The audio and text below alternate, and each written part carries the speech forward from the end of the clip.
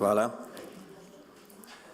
Spoštovane, spoštovani, ko dobiš termin takoj po kosilu kot predavatelj, si lahko zadovoljen.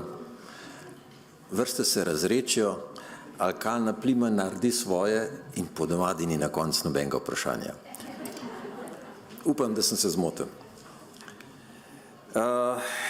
Ja. Vesel sem, da sem pred vami z namenom, da vam predstavim nekaj o agenciji. Agencija je srčika tega zakona, saj jaz se tako vidim, kajti če gradimo sistem, in to vsekakor poskušamo, ni oseba kriva, pa ni važno, kakšen poklic ima, ampak sistem je kriv, ker nismo dosti dobro zalepili tisto luknjo, ki nam voda ven uhaja. In če gradimo sistem na državnem nivoju, potem brez agencije ne gre. In če se spominjamo samo leta nazaj, kaj nas je morilo, komu pošiljamo podatke, to smo danes še slišali, pa nobenega odgovora, zakaj pa sploh pošiljali, kam to gre, kdo se s tem ukvarja in tako naprej. Z zakonom uvajamo končno agencijo in ta je tista, ki bi naj nam na ta vprašanja odgovorila. Na koncu vas bom še povabil, pa nismo med prvimi, žal mi je, to so evropske države, ki imajo tako agencijo. Pa če gledamo samo naše sosede in pogledajte letnice, kdaj so agencije ustanavljali, vidite, koliko mesecev smo zadaj. Žal.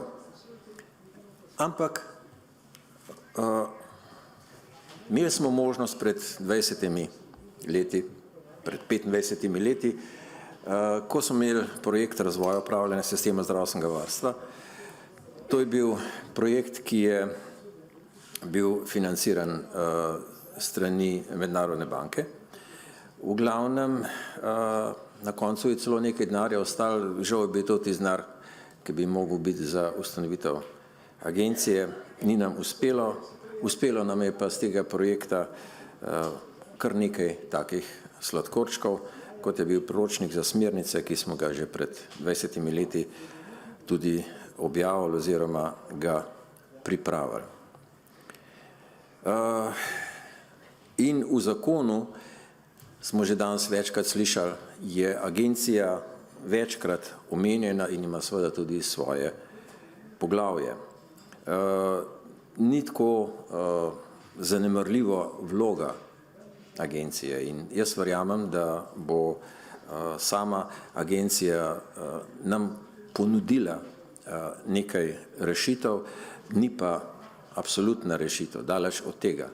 Vse je odvisno od tega, kar smo že slišali, od sodelovanja, kako mi kot neposredni proizvajalci podatkov, če želite, vestni pri svojem delu in kako bomo vse stvari naprej peljali. Če v temu prispevku pustim republiko oziroma državo in pa seveda izvajalce in se obrnem k agenciji sami, kajti to je bistvo mojega prispevka. Kar nekaj nalog ima v zakonu agencija in predvsem govorimo o sistemu upravljanja s kakovostjo. Sistemu. In glede na to, da smo v dvorani predvsem ljudje, ki se ukvarjate s kakovostjo, verjamem, da razumete pomen besede sistem. Slišali smo že to, kako je pomembno sodelovanje, to je druga naloga agencije, da spodbuja sodelovanje med izvajalci in pa seveda ne zgolj sodelovanje, ampak tudi organizacijske strukture, da se nekako prilagajajo, da se dobre prakse, bom rekel, iz Murske Sobote uporabljajo lahko tudi v Izoli ali iz Brežic na Jesenicah. Kako ustvarjati ta sistem? Na podlagi priznanih in seveda uveljavljenih, lahko rečemo, mednarodnih standardov, in agencija bo tudi tista, ki bo natančneje določala te pogoje upravljanja samim izvajalcem. Mimo standardov seveda ne gre. In teh minimalnih standardov, kot tudi standarde za akreditacijo in certifikacijo, bo, če temu tako rečem, za državo Slovenije certificirala agencija. Agencija bo tista, ki bo rekla, v državi Sloveniji se uporabljajo za certificiranje ti standardi, za akreditiranje ti standardi, in verjamem, da bodo to standardi, ki so certificirani strani ISKVE, se pravi, da so certificirani strani Mednarodne agencije za kakovost. Pomembna funkcija oziroma pomembna naloga agencije je, da bo pripravila letno poročilo. Letno poročilo ni nič kaj posebno novega, ampak drug del zgodbe je pomemben. Letno poročilo mora, zakon imamo, obravnavati vlada in mora biti predstavljeno v državnem zboru. Se pravi, da postaja že letno poročilo nek dokument, ki ima veliko težo in pa seveda vso javno in pa politično podporo. Saj smo že slišali, da kakovost stane, ampak ne kakovost stane še več.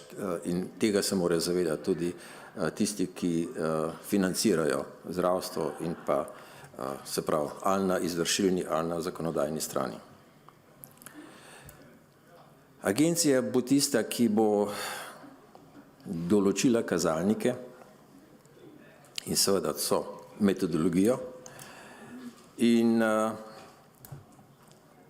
vse te stvari ne razumeti, kot da je to nekaj, kar bo delal zdaj nekdo tam zunaj ali pa v uni hiši, kajti to bomo praktično mi isti, ki tukaj not sedimo, ali vsaj nekateri, ki boste te kazalnike pripravljali in celotno metodologijo, ki mora biti vedno pripravljena, tudi potem objavljala oziroma, da bo agencija to imela na spletnih straneh, da bo jasna metodologija in da bo potem seveda jasno tudi, kdaj, kako, če mora agencija oziroma če mora dati izvajalcu do 31. marca poročilo, seveda ga mora agencija potem, recimo, v naslednjih 2 mesecih dati vladi oziroma parlamentu in tako naprej. In tam noter bojo pač tudi te stvari. Javno dostopno evidenco vseh certificiranih in akreditiranih izvajalcev zdravstvene dejavnosti kot evidenco. Agencija ne bo certificirala izvajalcev. Imela bo pa nadzor nad vsemi javnimi zavodi oziroma nad vsemi zavodi, ne samo javnimi, ki imajo akreditacijo, katero akreditacijo imajo, ki imajo certifikacijo in kater certifikat imajo. Potem seveda so še naprej zgodbe od kliničnih smernic. Zopet, klinične smernice ne piše agencija. Klinične smernice proizvajajo, če temu tako grdo rečem, strokovna združenja. V našem primeru bo to predvsem Slovensko zdravniško društvo oziroma sekcije in pa ostala strokovna združenja, ki jih pripravijo ali pač slovenske ali pač posvojijo evropske ali katere druge In agencija funkcionira kot neka knjižnica teh smernic, ampak knjižnica tudi v nekem pozitivnem smislu, kajti na koncu smernice je načeloma smernico bomo obnovili čez 3 leta ali pa, leta 28. In agencija bo avtorje smernice nežno opozorila, zdaj pa leto 28, prosim za nov update smernice. Seveda imamo tukaj še druge stvari, ki jih po zakonu, kakor smo tole pripravljali, je funkcija agencije in zopet bolj funkcija warehousea, bolj funkcija skladiščenja, kot pa in seveda analiziranja, ampak vseeno pa bo vse to tam skupaj zbrano. Po zakonu mora pripraviti nacionalni akcijski načrt, ki je pač zapisan, ki bo vse te nekak funkcije, ki jih agencija ima, nekako bolj v neke konkretne cilje opredelil, seveda cilje, ki so uresničljivi v temu letu ali v naslednjem seveda.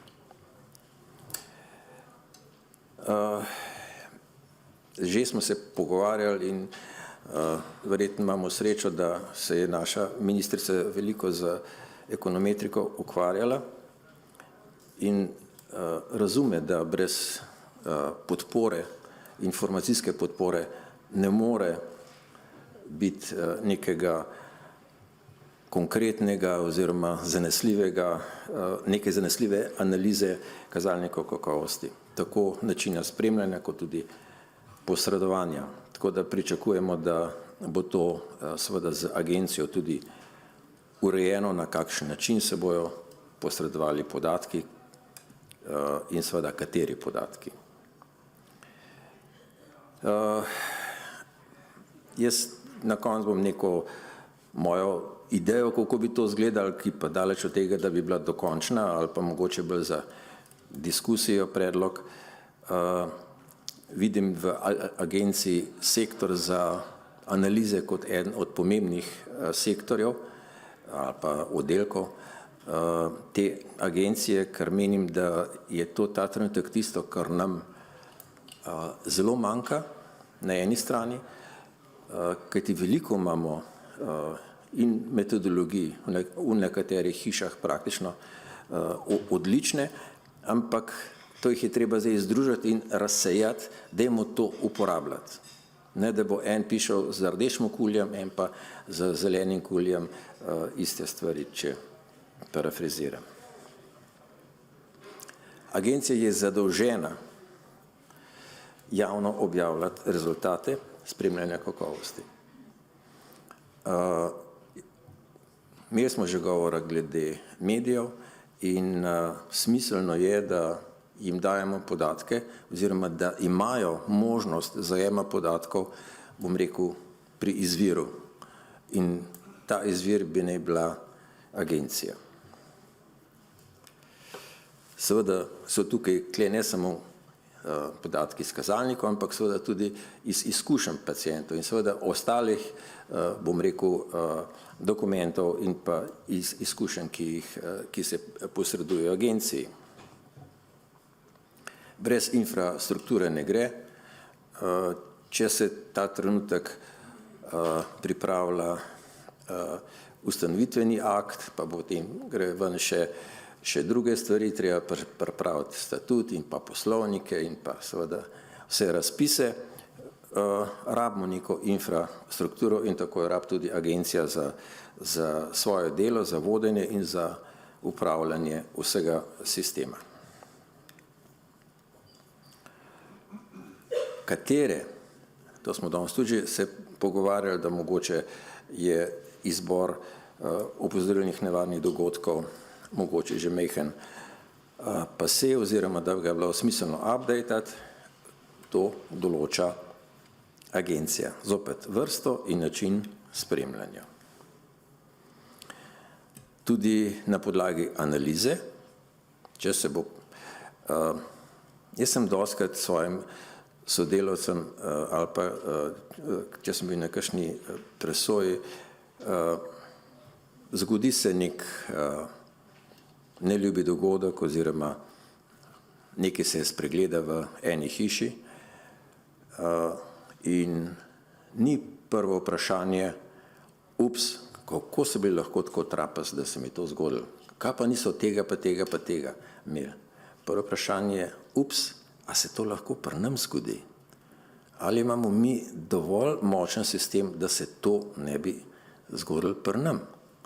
In tukaj je vloga te agencije, saj jaz tako močno vidim, da nam bo s temi podatki, ki jih bo dobila z različnih virov, lahko dala, lejte, rešitev v zavodu A je odlična, dajte jo še vi uporabiti.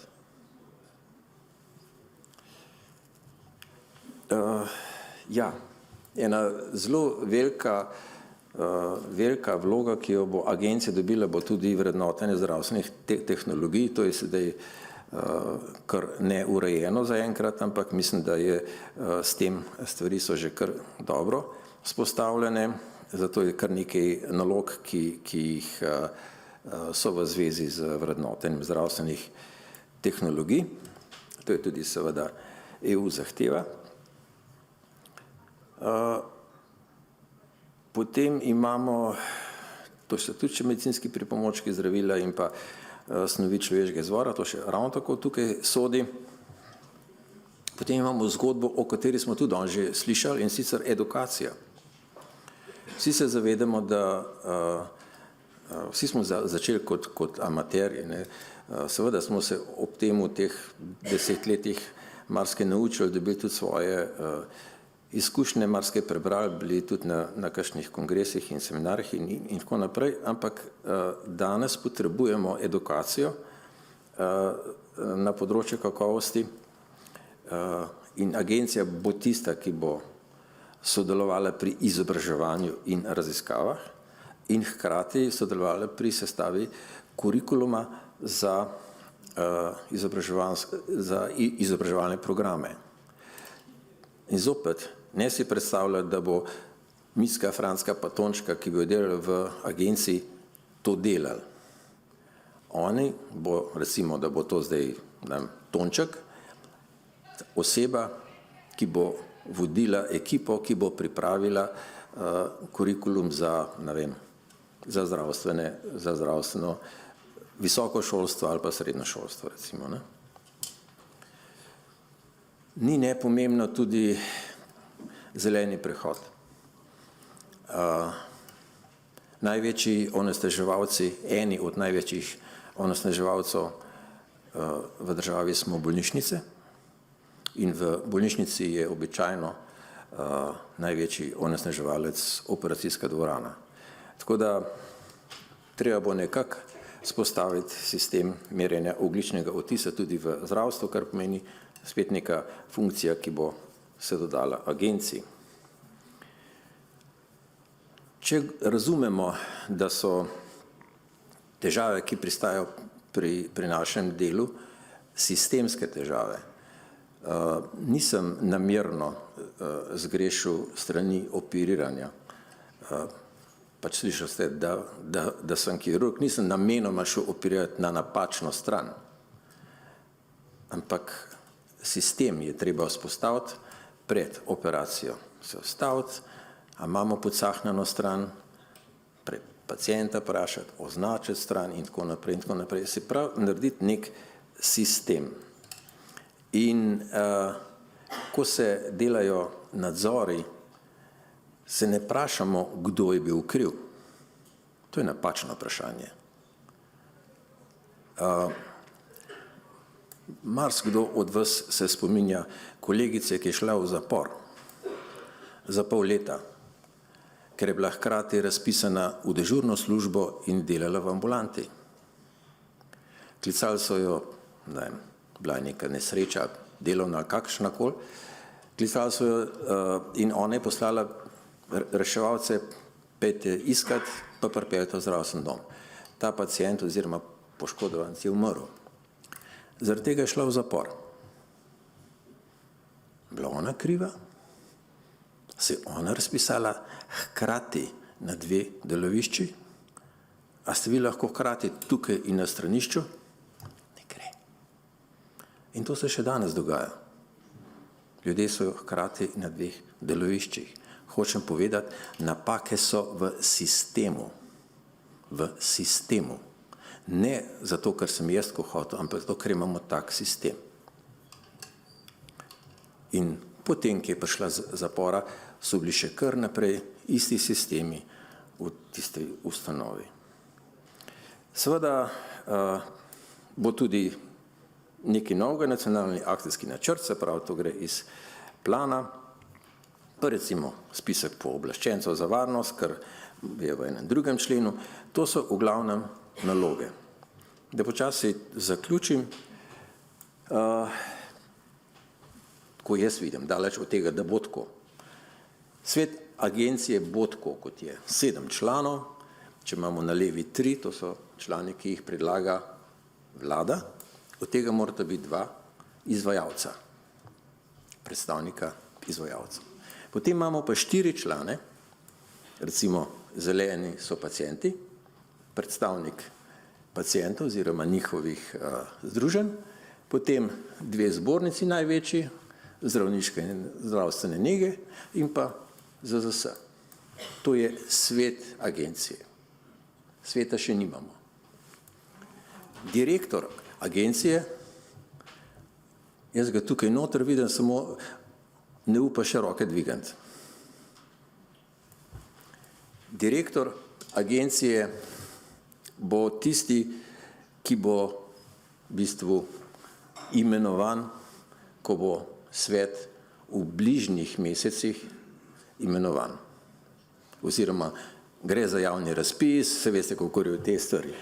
In potem, seveda, rabimo fikus pa tajnico, to je izmeraj, se pravi prostor in pa direktorat ali pa tajništvo.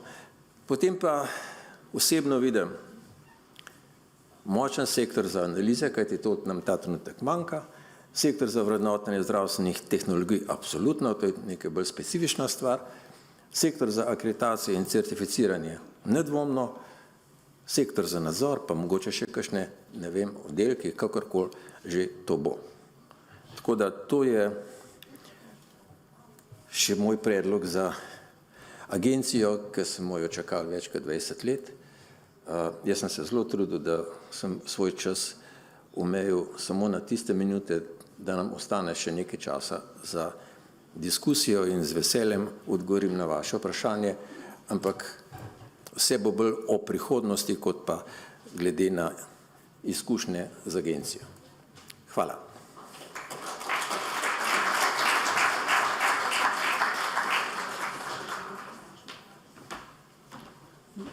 Mogoče še kakšno vprašanje iz dvorane?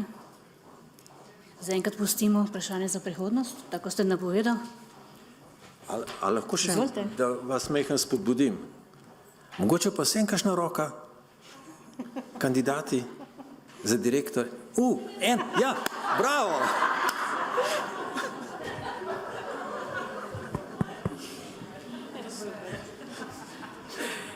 Dobro, to je bilo zdaj le zvito, a ne, priznate. Hvala lepa. Robertina Benkovič, Zdravstveni dom Ljubljana.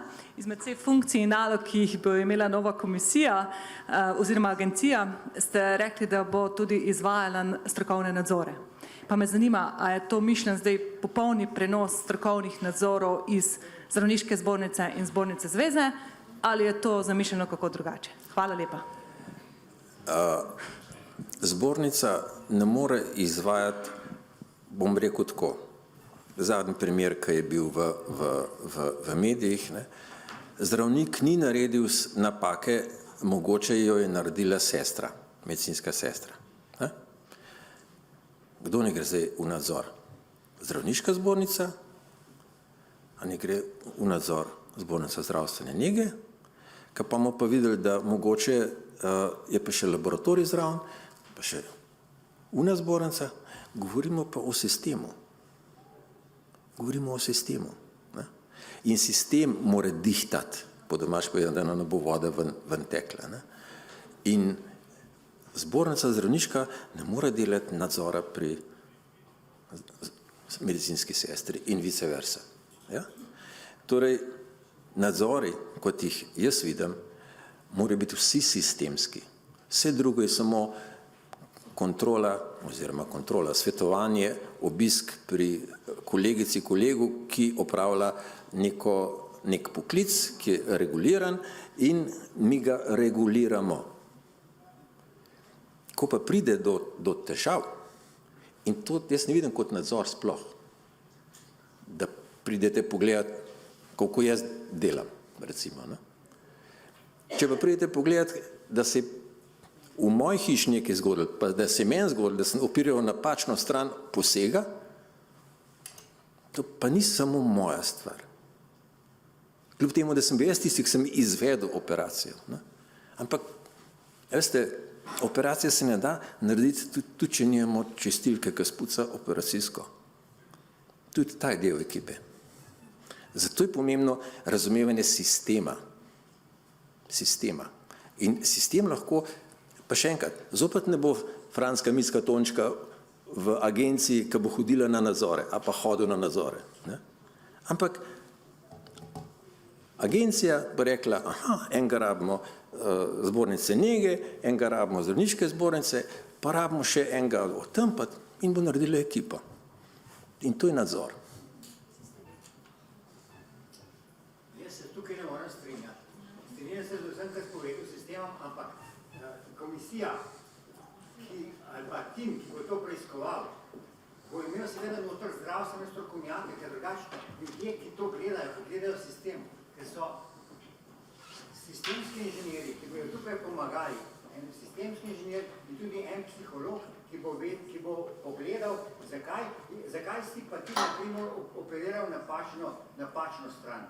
Ali je bilo to kaj s tabo narobe, ali je bilo narobe v sistemu, največkrat je v sistemu. To se pravi, tukaj bo treba vzpostaviti tak sistem, kot ga ima, na primer, Anglija. Andrej, ampak zdaj jaz ne vidim, kje se ne strinjava, ker govoriva isto. Ne more biti noter samo zdravstveni delavci, to sem povedal. To se strinja s tabo. To se strinjam. Hvala.